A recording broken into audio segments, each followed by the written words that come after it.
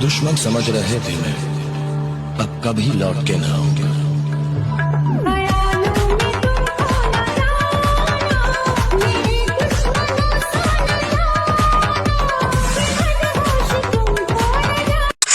Light मोशनमध्ये तुमची Bitmark project हा open करून घ्या। स्टार्टिंगला यायचं आहे, मीडियामध्ये जाऊन तुमचा कोणता पण जो फेवरेट फोटो आहे ते ॲड करून घ्यायचा आहे आणि ॲड झाल्यानंतर त्याला फिल कंपोजिशन एरिया करून घ्यायचं आहे आणि तो शेवटपर्यंत लॉंग प्रेस करून घ्यायचा आहे। पुन्हा त्याला द्यायचे आहेत आपल्याला कट, तर तिथं एक 13 सेकंदाला एक कट द्यायचा आहे, 10 सेकंदाला एक कट द्यायचा आहे आणि 6 सेकंदाला एक कट द्यायचा आहे। आणि एवढं केल्यानंतर ती जी लेअर दिलेली ती लेअर अशी व्यवस्थित वरच्या साईडला ड्रॅग करून घ्यायची आणि स्टार्टिंगला आल्यानंतर मीडियामध्ये जायचं आहे आणि तुम्हाला डिस्क्रिप्शन बॉक्समध्ये एक ती PNG दिलेली ती व्यवस्थित ॲडजस्टमेंट करून प्रॉपर कमी जास्त करून ती अशी वरच्या साईडला ॲडजस्टमेंट करून घ्यायची आणि एवढं केल्यानंतर वापस काय करायचे ती PNG ॲड करून घ्यायची आणि शेवटपर्यंत लॉंग प्रेस करून घ्यायची। तुम्ही इथं बघू शकता ती प्रॉपर अशी चेक करून घ्या ती व्यवस्थित लागली का नाही।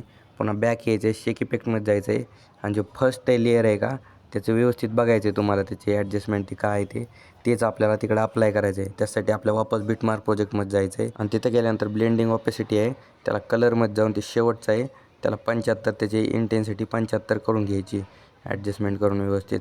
आणि एवढं केल्यानंतर वापस तुम्हाला त्याच PNG सिलेक्ट करायचं आहे आणि तिथे एक मूव्ह ट्रान्सफॉर्म असं ऑप्शन असेल, शेंडिंगला एक की द्यायची आहे आणि एक स्टार्टिंगला एक की द्यायची आहे आणि असं व्यवस्थित असं तिथं प्रमाणात झूम करून घ्यायचे, नॉर्मल झूम करून घ्यायचे तुम्ही इथं स्क्रीनवर दाखवल्याप्रमाणे।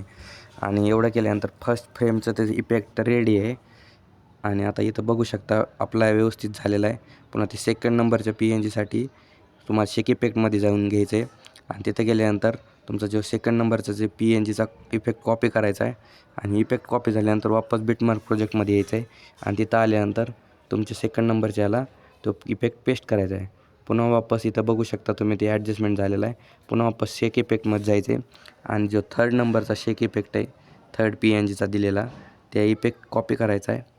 कॉपी झाल्यानंतर व्यवस्थित बिटमार्क प्रोजेक्टमध्ये जाऊन तुमचा ते इफेक्ट आहे तो त्या PNGला पेस्ट करून टाकायचा आणि इथं तुम्ही वेगवेगळे फोटो पण तुमचे टाकू शकता तुमच्याप्रमाणे। मी एकच फोटो घेतलेला आहे तिथं आणि वापस शेक इफेक्टमध्ये जाऊन तिथं गेल्यानंतर शेवटचं जी PNG त्याचा इफेक्ट कॉपी करायचा आहे आणि वापस आपल्या बिटमार्क प्रोजेक्टमध्ये जायचं आहे। बिटमार्क प्रोजेक्टमध्ये गेल्यानंतर जी लास्टची जी PNG ॲड केली ती आपण फोटो, त्या फोटोला तो इफेक्ट पेस्ट करून टाकायचा आहे आणि तुम्ही इथं बघू शकता व्यवस्थित ते इफेक्ट झालेले आहेत। आणि एवढं झाल्यानंतर तुमचा व्हिडिओ रेडी तुम्ही एक्सपोर्ट करू शकता आणि आपल्या डिस्क्रिप्शन बॉक्समध्ये याच्या सगळे XML फाईल दिलेले आहेत।